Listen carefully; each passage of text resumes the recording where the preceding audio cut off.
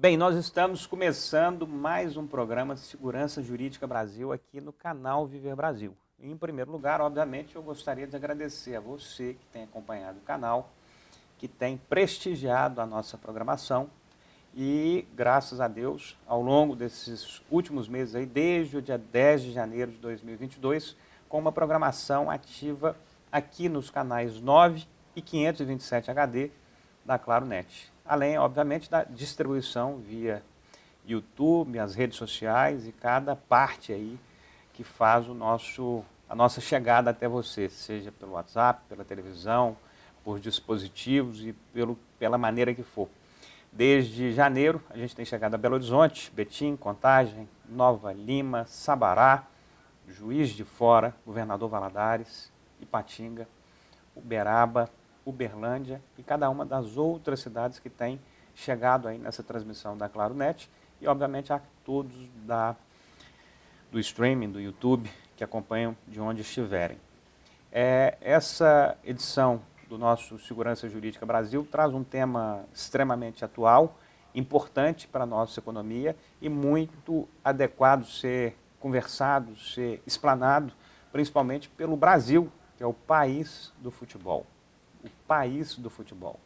A lei que institui a Sociedade Anônima do Futebol, conhecida como SAF, completou um ano no dia 6 de agosto de 2022.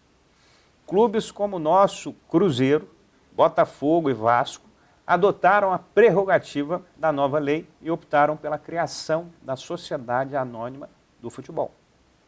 Para entender como essa sociedade pode ser constituída e quais são os requisitos necessários para fazer parte, vamos conversar com um especialista no assunto, o gestor esportivo Caio Caldeira, que vai nos falar um pouco sobre a questão do futebol como potência social, cultural e econômica. Meu caro Caio Caldeira, alegria te receber aqui, obrigado por estar conosco aqui.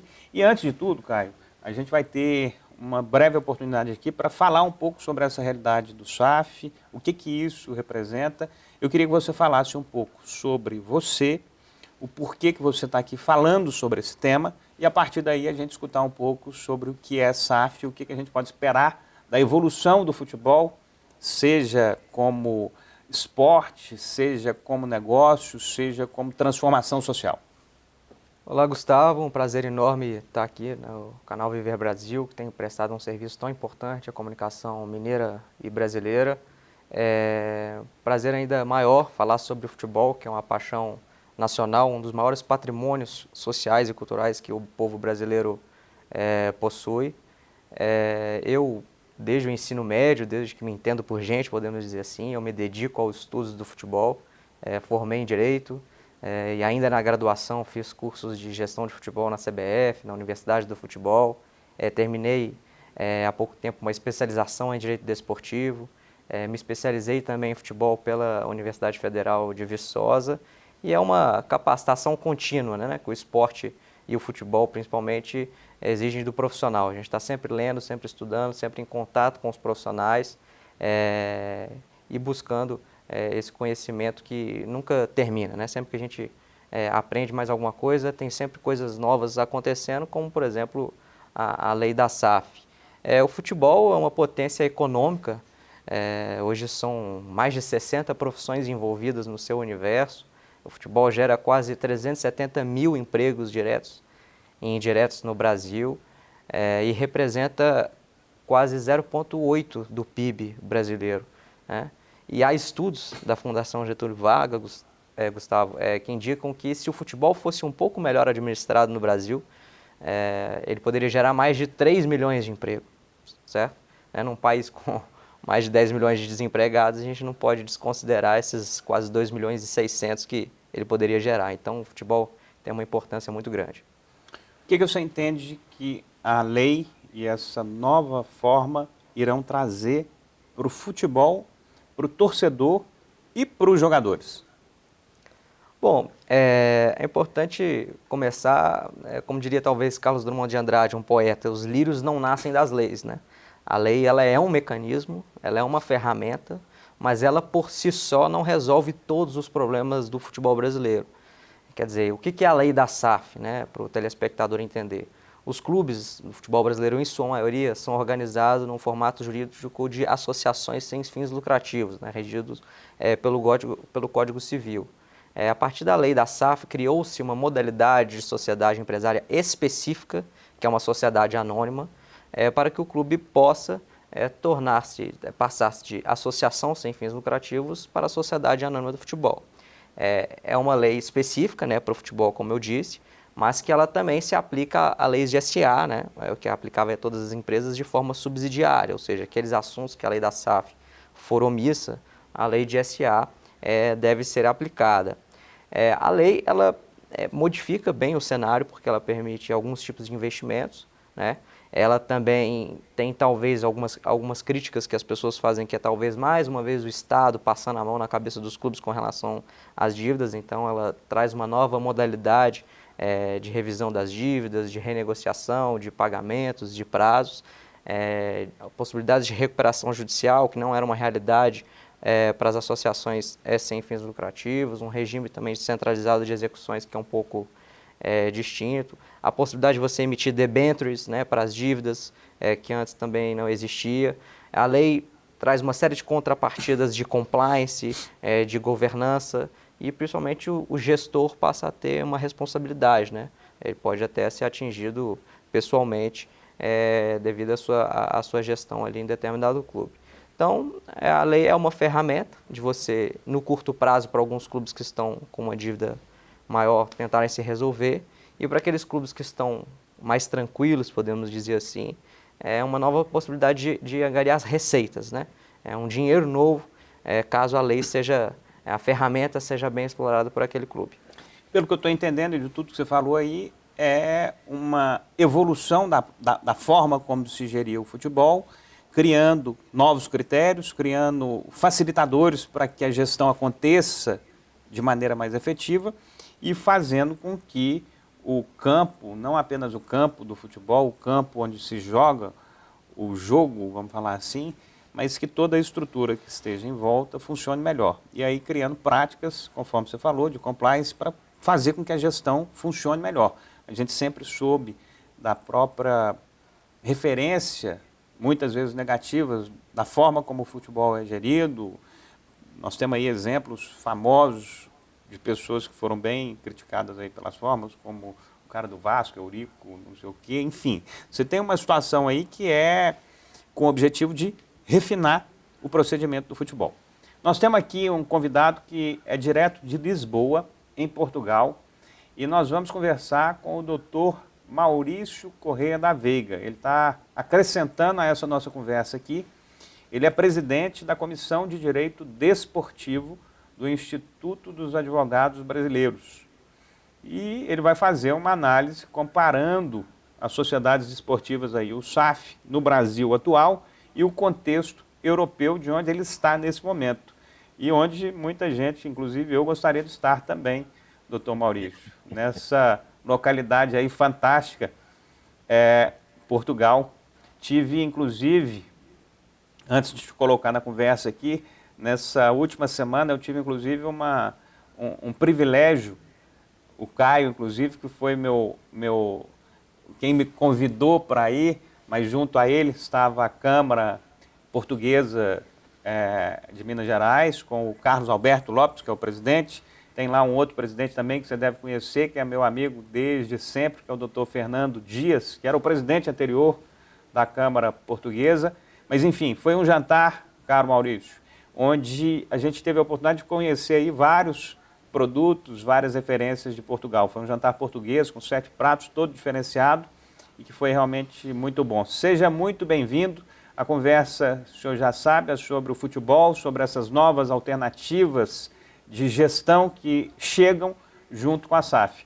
O doutor Caio aqui fez uma breve consideração inicial sobre a SAF e, obviamente, a gente gostaria de escutar você também fazendo um comparativo dessa realidade que você sabe no Brasil e a que você também está vivendo aí, convivendo na Europa a partir de Portugal. Seja muito bem-vindo ao Segurança Jurídica Brasil. Muito obrigado, Gustavo. Um prazer, uma alegria muito grande estar aqui com você, com os telespectadores que estão aqui nos assistindo. Deixar um abraço aqui para o Caio. Estivemos juntos recentemente, espero que possamos nos encontrar novamente. E, de fato, Gustavo, Portugal tem ali uma série de benefícios, não é mesmo? E de inspirações. Eu poderia dizer que a lei da Sociedade Anônima do Futebol se inspirou, de certa forma, na lei das Sociedades Anônimas Desportivas de Portugal, mas com uma diferença, é que o Brasil teve a oportunidade de aprimorar o sistema naquilo, né, que é falho aqui em Portugal. Porque o sistema de sociedades anônimas desportivas, ele sofre muitas críticas, e inclusive em um evento sobre integridade no desporto, que começou ontem aqui em Cascais, o secretário de Juventude e Desporto, ele falou expressamente que muito em breve haverá uma reformulação na lei que trata das sociedades desportivas, e uma reformulação para que você possa ter um controle maior da origem dos recursos que estão sendo aportados, investidos, para que você tenha regras mais claras de incompatibilidade, né, para que, por exemplo, conselheiros da SAF não sofram ali interferências de conselheiros do próprio clube. Então, a lei portuguesa, que é mais antiga, que é de 2013, ela precisa de aprimoramento. Se o Brasil pôde ali partir de uma lei, né, a Lei 14.193, que é de agosto de 2021, então ela já parte com um panorama, né, do que Portugal errou. E tiveram, sim, alguns erros, como, por exemplo, a legislação portuguesa, ela não continha ali um artigo expresso dizendo que a prática do futebol, por exemplo, seria uma prerrogativa da sociedade anônima, o que fez com que um clube tradicional, que é o Belenenses, aqui de Portugal, sofresse ali algo sem precedentes, que em 2018 houve ali uma discussão muito grande entre um desentendimento entre a sociedade anônima e o clube, que fez com que ambos rompessem e ambos disputassem o futebol. Claro que o clube teve que ir para a última divisão, mas a sociedade anônima continuou. E aqui, Gustavo, é importante fazer também uma diferenciação que, em Portugal, a lei fala da Sociedade Anônima Desportiva, e no Brasil é Sociedade Anônima do Futebol. A nossa lei brasileira é exclusiva para o futebol, algo que é muito bem-vindo e que, inclusive, doutrinadores brasileiros, como, por exemplo, a doutora Maria de Fátima Ribeiro, elogia muito, porque foi uma lei direcionada ao futebol. E também gostaria de dizer aqui, nessa minha primeira participação, que clube-empresa no Brasil não é uma novidade. Existe desde o início da década de 90. Só que, inclusive, foi aperfeiçoada pela Lei Pelé, pela Lei 9.615 de 98, mas você não tinha estímulo, não tinha nenhum atrativo ali para o clube virar empresa.